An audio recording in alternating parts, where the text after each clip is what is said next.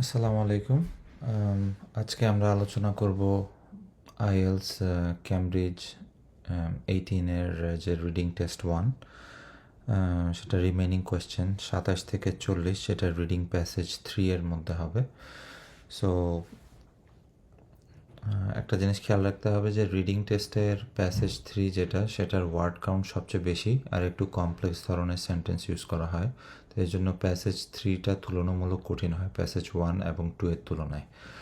তো যখন আমরা রিডিংটা সলভ করব, ট্রাই করতে হবে যাতে প্যাসেজ 1-এ 20 মিনিটের চেয়ে একটু কম সময় যাতে লাগে, অ্যারাউন্ড 16 মিনিট। তাহলে আমরা 4 মিনিট বাঁচাইতে পারবো হচ্ছে ইন টোটাল।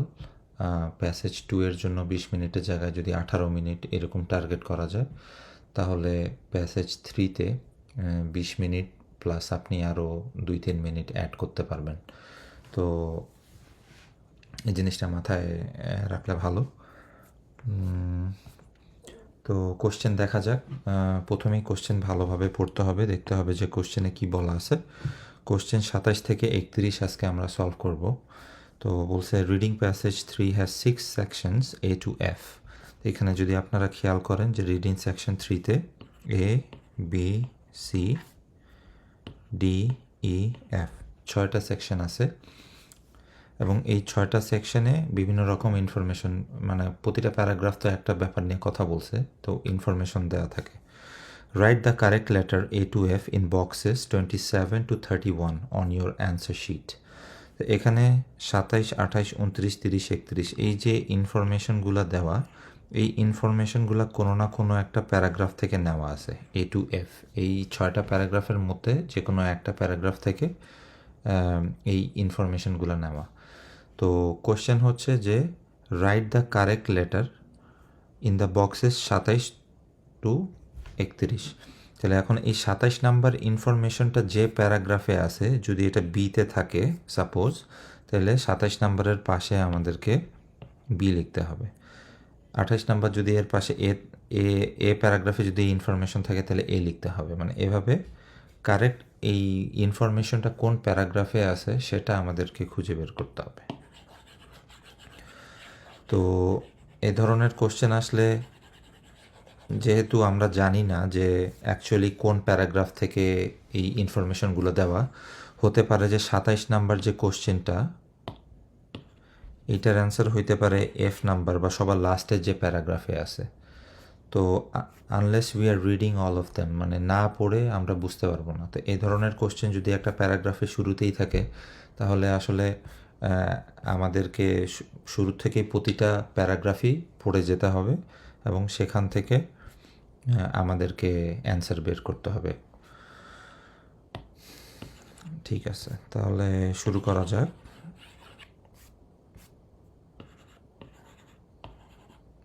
দেখে মনে হতে পারে যে অনেক কঠিন, কিন্তু আপনারা যদি একটু সময় নিয়ে পড়েন তাহলে বুঝতে পারবেন যে আসলে কোশ্চেনগুলো খুব একটা কঠিন না। আচ্ছা, তাহলে 27 নাম্বার। তো প্রথমেই আমাদের যে নিয়ম অনুযায়ী আমরা কিওয়ার্ডগুলো আগে দাগায় ফেলবো।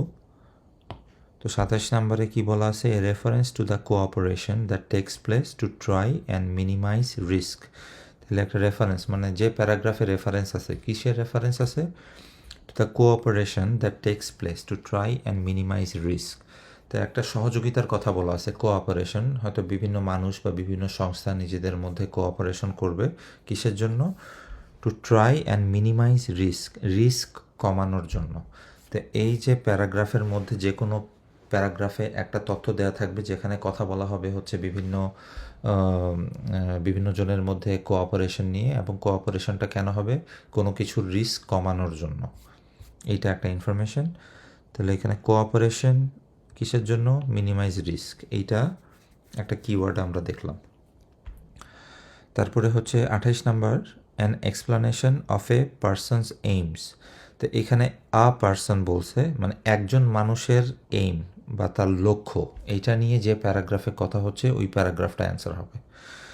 29 নাম্বার, আর description of a major collision that occurred in space. তাহলে একটা মেজর কলিশন মানে একটা বড় ধরনের সংঘর্ষ যেটা স্পেস বা মহাকাশে ঘটছে, সেটার ডিসক্রিপশন যে প্যারাগ্রাফে দেওয়া, ওই প্যারাগ্রাফটা হবে answer. 30 number A comparison between tracking objects in space and the efficiency of a transportation system.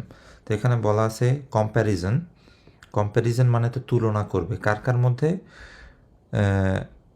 Tracking objects in space and efficiency of a transportation system, মানে স্পেস বা আকাশের মধ্যে যে মহাকাশে যে অবজেক্টগুলো ঘুরতেছে স্যাটেলাইট মেইনলি, তো তাদেরকে যে ট্র্যাক করা এবং যে কোনো একটা ট্রান্সপোর্টেশন সিস্টেম, বাস বা রোডের ট্রান্সপোর্টেশন সিস্টেম অথবা প্লেনের কীভাবে ট্রান্সপোর্টেশন সিস্টেম, তো এই ধরনের তথ্য যে প্যারাগ্রাফে দেওয়া ওই প্যারাগ্রাফটার মানে হেডলাইনই হবে answer.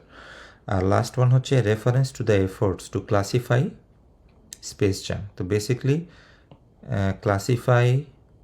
Efforts to classify space junk মানে স্পেসের মধ্যে যে বিভিন্ন আনইউজ স্যাটেলাইট আছে এগুলোকে জাঙ্ক বলা হচ্ছে। তো ওই কোন কোন ধরনের স্যাটেলাইট আছে তো এটাকে বিভিন্ন ক্যাটাগরাইজ করছে বা ক্লাসিফাই করছে, তো এ ব্যাপারে যে প্যারাগ্রাফে তথ্য আছে ওই প্যারাগ্রাফটাই হবে অ্যান্সার। তো চলুন আমরা দেখে নিই। তো আরেকবার কি বলে চোখ বুলিয়ে নিই যে কিওয়ার্ডগুলো কী কী, তারপর আমরা ইনশাল্লাহ খুঁজবো। তো 27 number cooperation minimise risk, a person's aim, a major collision, a comparison, tracking objects in space and transportation system, efforts to classify space junk. তাহলে প্রথমে শুরু করি conquering Earth space junk problem। তাহলে এটা হচ্ছে হেডিং যে আমাদের যে পৃথিবীর যে আউটার অ্যাটমসফিয়ার বা যেখানে স্যাটেলাইটগুলো ঘুরতেছে আর কি অনেক উপরে, তো সেই জায়গার যে junk problem, space junk problem, তো অনেকগুলো স্যাটেলাইট আছে যেগুলো এখন কাজ না, মানে যেগুলা আনইউজড বা অপারেশনে নাই, তো ওইগুলো শুধুমাত্র ঘুরতেছে আর কি, যেহেতু তারা স্পেসে আছে। তো তারা অনেকগুলা অবজেক্ট একসাথে থাকার কারণে যেহেতু আমরা দিন দিন অনেক বেশি স্যাটেলাইট পাঠাচ্ছি, তো এই স্যাটেলাইটগুলা একসময় তাদের কার্যকাল শেষ হওয়ার পর স্পেসেই থেকে যাচ্ছে, ওইটার ক্লিয়ার হচ্ছে না। তো এভাবে দিন দিন অ্যাকচুয়ালি স্পেস জাঙ্কের পরিমাণ খুব বৃদ্ধি পাচ্ছে এবং এটা রিস্ক হয়ে যাচ্ছে যে ভবিষ্যতে আমরা যখন নতুন স্যাটেলাইট পাঠাবো, তো এখন স্যাটেলাইট পাঠানোর জায়গা হবে কি না, কারণ স্পেসে যদি একবার একটা স্যাটেলাইটকে আপনি স্থাপন করেন এবং তারপর সে আর একটা স্যাটেলাইটের সাথে যদি কি বলে সংঘর্ষ হয়, তাহলে অনেকগুলো ছোট ছোট টুকরা তৈরি হয় বা ডিব্রি বলে যেটা, ওইগুলো অনেক ক্ষতিকর। তো একটা স্পেস থেকে সরানোর কি উপায়, এটা নিয়েই কথা হচ্ছে আর কি প্যাসেজে। তো প্যাসেজ এতে কি বলছে, last year commercial companies, military and civil departments and amateurs sent more than 400 satellites into orbit. তো বিভিন্ন ধরনের সংস্থা প্রায় 400-র মতো স্যাটেলাইট অরবিটে পাঠাইছে, over 4 times the yearly average in the previous decade. তো লাস্ট ডেকেড বা যুগে যত স্যাটেলাইট পাঠাইছে তার প্রায় 4 গুণ এই 400টা স্যাটেলাইট। মানে লাস্ট 12 বছরে আমরা 100 স্যাটেলাইট পাঠাইছি, আর পরের 12 বছরে মানে এক বছরেই আমরা 400 স্যাটেলাইট পাঠাইছি, আর এর আগের 12 বছরে 100 স্যাটেলাইট পাঠানো হয়েছিল। Numbers could rise even more sharply if leading space companies follow through on plans to deploy hundreds of thousands of large constellations of satellites to space in the next few years. বললো যে number আরও বাড়তে পারে যদি বড় বড় কোম্পানিরা উদ্যোগ নেয় যে আমরা আরও বড় বড় স্যাটেলাইট পাঠাবো। All that traffic can lead to disaster. তো এতগুলা যে স্যাটেলাইট আকাশে থাকতেছে, তো এটা একটা ডিজাস্টার হইতে পারে বা দুর্ঘটনা ঘটতে পারে।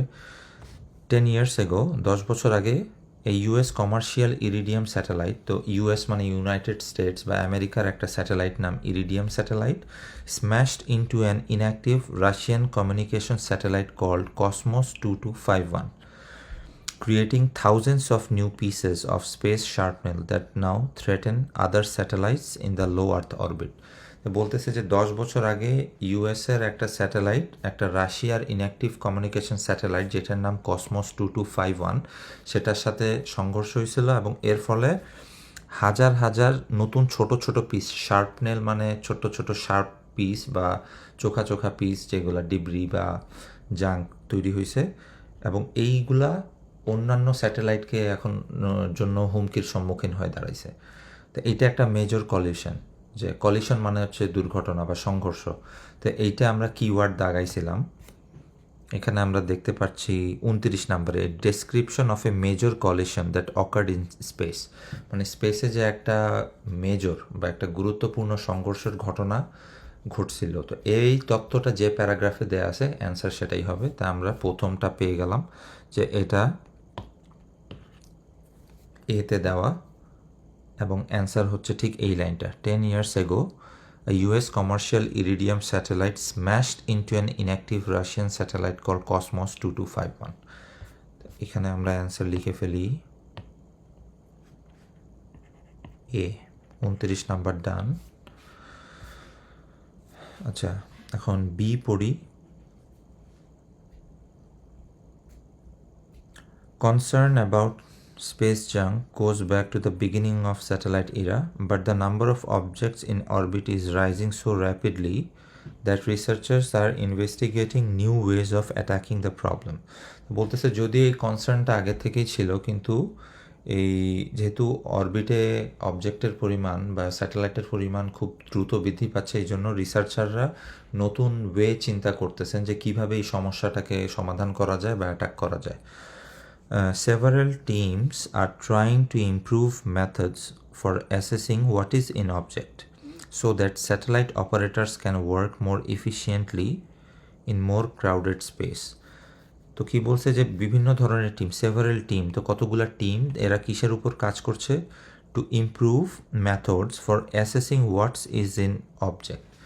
তো ওই হোয়াটস ইজ ইন অবজেক্ট, সো মানে object, what's is in orbit. তো ওই অরবিট মানে হচ্ছে যে কক্ষপথ, তো পৃথিবীর যে কক্ষপথ, ওই কক্ষপথে কী ধরনের মানে ম্যাটেরিয়াল বা অবজেক্ট ঘুরতেছে, এইটা যত ভালোভাবে অ্যাসেস করা যাবে তত ভালোভাবে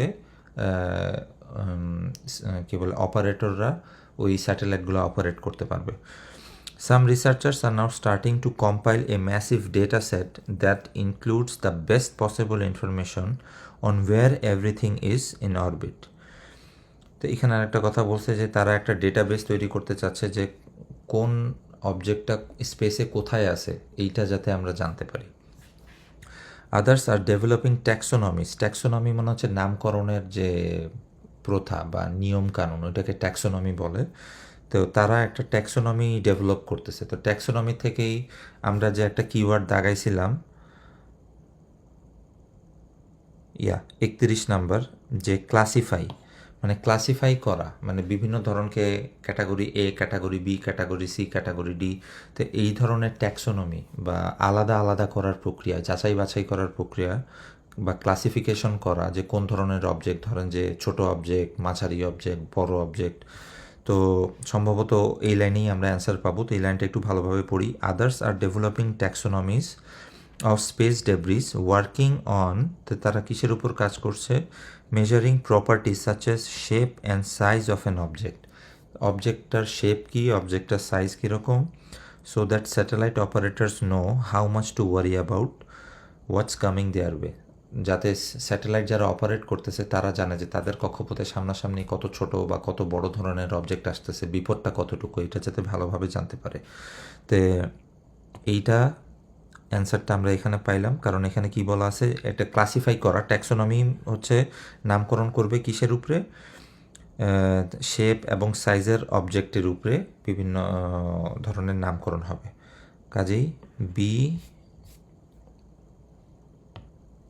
31 নম্বরের অ্যান্সার হচ্ছে B, a reference to efforts to classify space object. যে এফোর্টটা দেওয়া হচ্ছে স্পেস জাঙ্ক বা ওই অবজেক্টগুলোকে ক্লাসিফাই করার, সেটার তথ্য যে প্যারাগ্রাফ বা সেটার রেফারেন্স যে প্যারাগ্রাফে দেওয়া। তো আমরা পড়ে দেখলাম যে এটা বিতে দেওয়া। তাহলে এক্স্যাক্ট লাইনটা হচ্ছে যে লাইনটা আমি হাইলাইট করলাম, এটাই এক্স্যাক্ট অ্যান্সার। সারে ফেলে। ওকে, আচ্ছা, এখন আমরা পড়ি পরের প্যারাগ্রাফে। Even as our ability to monitor space object increases, so too does the total number of items in orbit। তো বলতেছে যে যেভাবে যেভাবে আমরা যত বেশি বেশি অবজেক্ট মনিটর করতে পারতেছি, ঠিক সেই গতিতে অবজেক্টের পরিমাণও বেড়ে চলছে। That means companies, governments, and other players in space are collaborating in new ways to avoid the shared threat. আচ্ছা, তো এখানে কি বলছে যে এজন্য কি করতেছে বিভিন্ন ধরনের কোম্পানি, যেমন ইলন মাস্কের স্পেস এক্স বা অ্যামাজনের বা জেফ বেজোস যে ব্লু অরিজিন, তারপর আরেকটা কোম্পানি হচ্ছে ভার্জিন গ্যালাকটিকা, তো এরা সবাই হচ্ছে স্পেস ট্যুরিজমের জন্য বিভিন্ন রকম স্যাটেলাইট ডেভেলপ করতেছে। তো এই ধরনের কোম্পানির কথা বলছে। গভর্নমেন্ট যেমন ইউএস গভর্নমেন্ট আছে, ইউরোপীয় ইউনিয়নের আছে ইসা, আমেরিকান নাসা, এরকম রাশিয়ার আছে।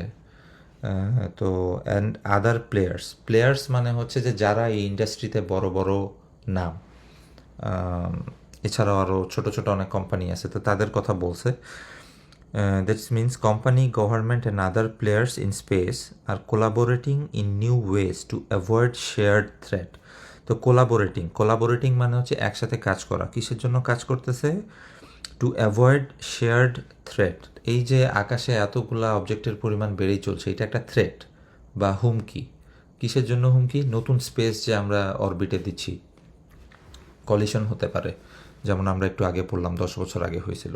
তো এই থ্রেটটাকে অ্যাভয়েড করার জন্য বা কি বলে বাইপাস করার জন্য বা পাশ কাটানোর জন্য বিভিন্ন ধরনের কোম্পানি, গভর্নমেন্ট অ্যান্ড আদার প্লেয়ার্সরা কোলাবোরেট করছে। তো এরকম একটা কিওয়ার্ড আমরা দাগাইছিলাম, কোঅপারেশন আর কোলাবোরেশন একই জিনিস। তো এই লাইনটা এখন ভালোভাবে পড়ি। কি বলছে? A reference to the cooperation that takes place to try and minimise risk. Avoid risk, minimise risk একই কথা। আর কোঅপারেশন কারা কারা করতেছে? গভর্নমেন্ট, তারপরে আদার প্লেয়ার্স, তারপরে বিগ কোম্পানিজ। সো এই রেফারেন্সটা যে প্যারাগ্রাফে দেওয়া ওইটাই হবে অ্যান্সার। তো আমরা পড়ে দেখলাম যে এটা সিতে দেওয়া, তো অ্যান্সার হবে সি। এটার পাশে সি লিখে রাখি, 3টা পেয়ে গেলাম। তারপরের প্যারাগ্রাফ আমরা পড়ি। In theory, given the vastness of space, satellite operators should have plenty of room for all these missions to fly safely without ever nearing another object. এখানে বলছে যে স্পেস যেহেতু অনেক ভাস্ট, তো নতুন যে অপারেটররা যারা অরবিটে মানে স্যাটেলাইটগুলোকে কন্ট্রোল করতেছে, তাদের মানে যেহেতু অনেক বিশাল স্পেস, তো একটার আরেকটার কাছাকাছি আসার তেমন একটা সম্ভাবনা নাই। So some scientist are tackling the problem of space junk by trying to find out where all the debris is to high degree of precision. আচ্ছা, তাহলে সাম সায়েন্টিস্ট মানে কিছু বিজ্ঞানীরা তাই ওনারা চেষ্টা করতেছেন কি যে আকাশে যত রকম অবজেক্ট আছে ওগুলোকে যদি আমি প্রিসাইসলি জানি, প্রিসাইসলি মানে একদম অ্যাকুরেটলি বা সঠিকভাবে ওইটার অবস্থান যদি আমি জানি, তাহলে ওটাকে অ্যাভয়েড করতে পারবো আমি। তো তারা ওই ধরনের ডেটাবেস তৈরি করতেছে যাতে খুব প্রিসাইসলি যে স্পেস ডেব্রিগুলো আছে বা অবজেক্টগুলো আছে সেগুলা একটা ডেটাবেস তৈরি করা যায়। That would alleviate the need for many unnecessary maneuvers that are carried out to avoid potential collisions. তো এইটা যদি আমরা জানি প্রিসাইসলি কোন অবজেক্ট কোথায় আছে, তাইলে এত কমপ্লেক্স ম্যানিউভারের দরকার নাই আমাদের, কারণ আমরা তখন জানবো যে এই অবজেক্ট এক্স্যাক্টলি এই জায়গায় আছে, এবং আমরা একটা নতুন কোর্সে বা নতুন পথে বা নতুন অরবিটে আমরা ওই স্যাটেলাইটটাকে লঞ্চ করতে পারবো। If you know precisely where everything was, you would almost never have a problem. তো যেহেতু স্পেসটা অনেক বড়, অনেক বিশাল, তো ওই জন্য উনি বলছেন যে আমরা যদি প্রিসাইসলি জানি যে কোন অবজেক্টটা কোথায় আছে, তাহলে আমাদের কলিশন নিয়ে কোনো চিন্তা করতে হবে না। ইনি কে বলছেন? Marlon Sorge, a space debris specialist in California. তো এখানে মেইনলি উনি যেটা বলছে বা এই প্যারাগ্রাফ থেকে পড়ে আমরা যেটা জানলাম যে একটা অবজেক্টকে খুব প্রিসাইসলি বা খুব অ্যাকুরেটলি মানে কোনটা কোথায় আছে এটা আইডেন্টিফাই করার কথা বলা আছে। তো আমাদের বাকি থাকে 28 আর 30। 28 হচ্ছে an explanation of A persons aim. তো একজন ব্যক্তির এইম বা লক্ষ্য নিয়ে আলোচনা, এরকম কোনো আলোচনা ওই প্যারাগ্রাফে নাই। Comparison between tracking objects in space and the efficiency of a transportation system, তো এটা নিয়েও কোনো কথা নেই। তো মনে হয় না দিতে কোনো অ্যান্সার আছে, তো আমরা ওইটা স্কিপ করে এখন পড়ব। The field is called Space Traffic Management because it's similar to managing traffic on the roads or in the air. তো এই যে প্রিসাইসলি ডি প্যারাগ্রাফে যে আমরা পড়লাম যে প্রিসাইসলি অবজেক্টগুলোকে যদি আমরা জানি যে কোনটা কোথায় আছে, তাইলে আমাদেরকে একটা ডেটাবেস তৈরি করা, এইটাকে কি বলতেছে? Space traffic management. ট্রাফিক মানে হচ্ছে মানে এই যে বিভিন্ন রকমের বস্তু, যে একটা রোডে চললে এটা গাড়ি ঘোড়া হইতে পারে ট্রাফিক, আকাশে বিমান যেমন ট্রাফিক, ওইরকম স্পেসে বিভিন্ন রকমের স্যাটেলাইট বা অবজেক্ট, এগুলো হচ্ছে ট্রাফিক। তো স্পেসের ট্রাফিক ম্যানেজমেন্ট এটা একটা ফিল্ড অফ স্টাডি। তো এটাকে স্পেস ট্রাফিক ম্যানেজমেন্ট কেন বলছে? কারণ এটা similar to managing traffic in the road or in the air. তো বলছে যে এটা ওই রোড বা এয়ারে যেমন আমরা ট্রাফিক ম্যানেজ করি ওই ধরনের সিমিলার, এই জন্য এটাকে স্পেস ট্রাফিক ম্যানেজমেন্ট বলতেছে। তো আমরা একটা ক্লু পাইলাম, যেহেতু এইখানে রোডস আর এয়ারের ট্রাফিক ম্যানেজমেন্ট নিয়ে কথা হচ্ছে, আর এখানে 28 নম্বরে হচ্ছে পার্সন জাইন, 30-এ আমরা একটা কিওয়ার্ড করছি কম্প্যারিজন, মানে একটা তুলনা, tracking objects in space and efficiency of a transportation system. By রোডও হতে পারে, বাই এয়ারও হতে পারে। তো সম্ভাবনা এই প্যারাগ্রাফই হওয়ার সম্ভাবনা সবচেয়ে বেশি। তো এখনই কেন আমি এটা দাগাইলাম না, কারণ এখানে বলছে efficiency of a transportation system, মানে একটা ট্রান্সপোর্টেশন সিস্টেমের এফিসিয়েন্সি নিয়ে কথা বলা আছে। তো ওই প্যারাগ্রাফে আমাকে খুঁজতে হবে যে এফিসিয়েন্সি নিয়ে কোনো কথা বলা আছে কি না। Think about a busy day at airport, planes line up in the sky, landing and taking off close to one another in a carefully choreographed routine। তো এখানে বলছে যে একটা বিজি ডে যদি এয়ারপোর্টে আমরা চিন্তা করি, ওইখানে কি হয় যে planes line up in the sky, মানে স্কাইয়ের মধ্যেই বা আকাশেই তারা লাইন আপ হয়ে থাকে, আর একটার পর একটা কিছুক্ষণ পর পর ল্যান্ডিং হইতে থাকে, টেক অফ হইতে থাকে in a কোরিওগ্রাফড manner. Choreograph routine মানে হচ্ছে যে একটা মানে একটা ছন্দের মতো আর কি। Air traffic controllers know the location of the planes down to 1 metre in accuracy. তো এয়ার ট্রাফিক কন্ট্রোলার যারা থাকে, গ্রাউন্ডে থাকে, তারা তাদের রাডারে অ্যাকচুয়ালি কোন প্লেন কোথায় আছে এটা খুব অ্যাকুরেটলি দেখা যায়। এখানে যেটা বললো যে 1 মিটারের ব্যবধানে বলা যেতে পারবে, ওরা বলতে পারবে যে কোন প্লেনটা কোথায় আছে। মানে নড়চড় হইলে 1 মিটারের বেশি নড়চড় হবে না, মানে এত অ্যাকুরেটলি তারা আইডেন্টিফাই করতে পারতেছে। The same can't B shed for space debris. কিন্তু স্পেসে যে অবজেক্টগুলো আছে এইটার ব্যাপারে আমরা এত একুরেটলি তথ্য দিতে পারতেছি না। Not all objects in orbits are known, even আমরা জানিও না যে কতগুলো অবজেক্ট আছে আর কি কি অবজেক্ট আছে। তো এখানে এফিসিয়েন্সিটা আমরা পাইলাম যে ওরা হচ্ছে যে একটা কোরিওগ্রাফ রুটিনে হাজার হাজার প্লেন উড়াচ্ছে, নামাচ্ছে, আবার এবং এরা জানেও যে এক্স্যাক্টলি 1 মিটারের ব্যবধানে তাদের একুরেট পজিশনটাও তারা জানে। তো এটা খুবই এফিশিয়েন্ট একটা সিস্টেম। তাহলে অ্যান্সার হবে ই 30 নম্বর কোশ্চেনের জন্য, কারণ এখানে comparison between tracking objects in space and the efficiency of a transportation system. তো এফিসিয়েন্সিতে যেখানে বলা আছে যে আমরা 1 মিটারের ব্যবধানে কোন প্লেন কোথায় আছে এটাও আমরা জানি, কিন্তু the same cannot be set for space debris. কিন্তু স্পেস ডেব্রির ব্যাপারে আমরা এই তথ্য দিতে পারি না, কারণ আমরা জানি না, এমনকি আমরা জানিও না কোন অবজেক্ট কোথায় আছে। তো এইটা একটা তুলনা করে দেখাইছে দুইটা সিস্টেমের মধ্যে। তো একুরেট অ্যান্সারটা হচ্ছে এই লাইনে, air traffic controllers know the location of the plane down to 1 metre in accuracy. On the other hand the same cannot be set for space debris. কিন্তু এটা স্পেস ডিব্রির বেলায় এই ঘটনা ঘটতেছে না। এমনকি শুধু তাই না, not all objects in orbit are known and even those included in the database are not tracked consistently, এবং ওইটা কনসিস্টেন্টলি ট্র্যাকও করা হয় না। তো এই যে একটা পার্থক্য বা তুলনা দিছে, তো অ্যান্সার হবে ই। এটা ই লিখে দিই, বাকি থাকে একটা, 30 হয়ে গেল 28। An explanation of person's aim. তো ডিতে যেহেতু কোনো অ্যান্সার নাই, তো এফই হওয়ার সম্ভাবনা বেশি। তারপরও পড়ে দেখি যে একটা পার্সনের ড্রিমের ব্যাপারে কোথায় কি বলা আছে।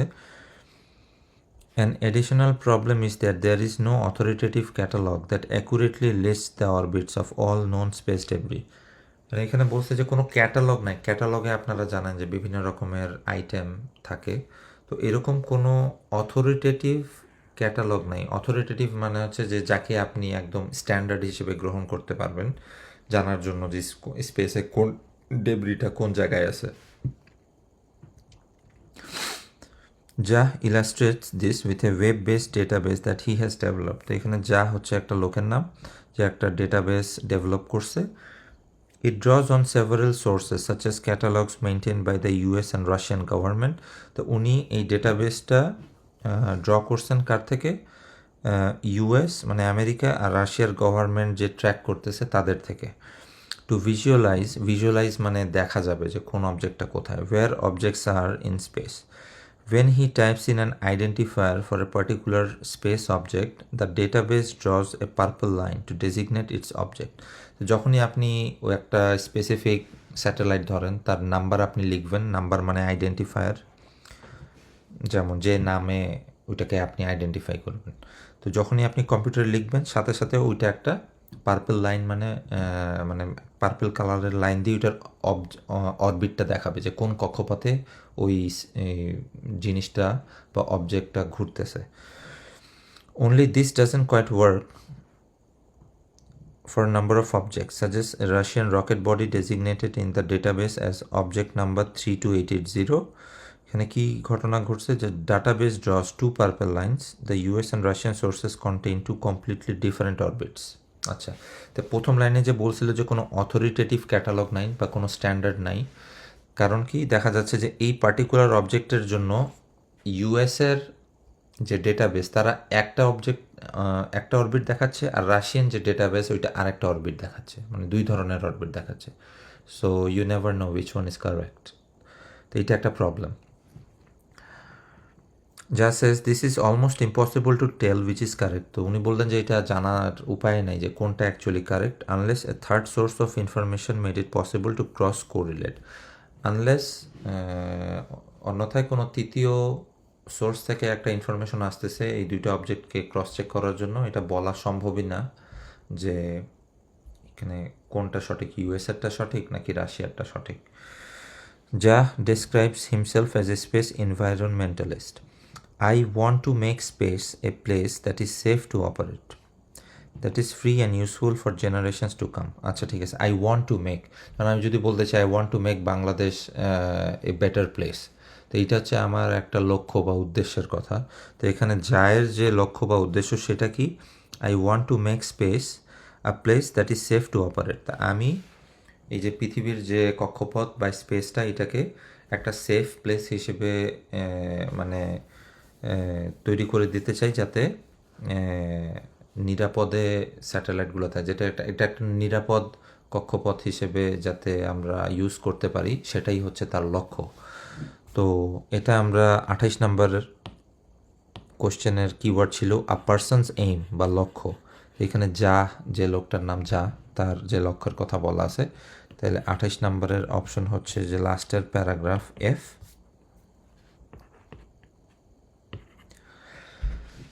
তো এখানে দেখা গেল যে যদিও 6টা প্যারাগ্রাফ ছিল আর ইনফরমেশন দেওয়া আছে 5টা থেকে, তো এখানে ডি আনইউজ থেকে গেছে, তাছাড়া বাকি সব ইনফরমেশন দেওয়া আছে।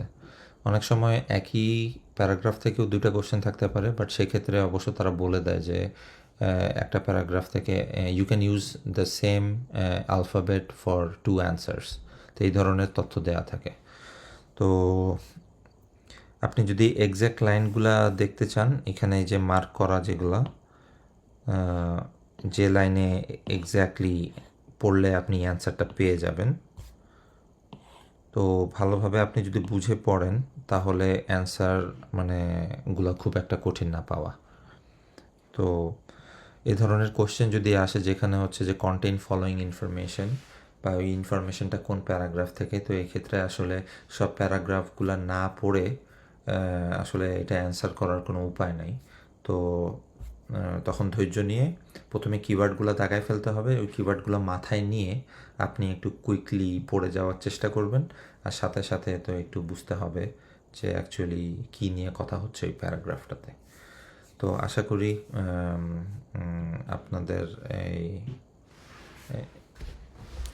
যেইভাবে আমরা সলভ করলাম আপনারা বুঝতে পারছেন। যদি কোনো কোয়েশ্চেন থাকে কমেন্ট করে জানাতে পারেন। And I'll catch you guys to the next one. Thank you. Allah Hafiz.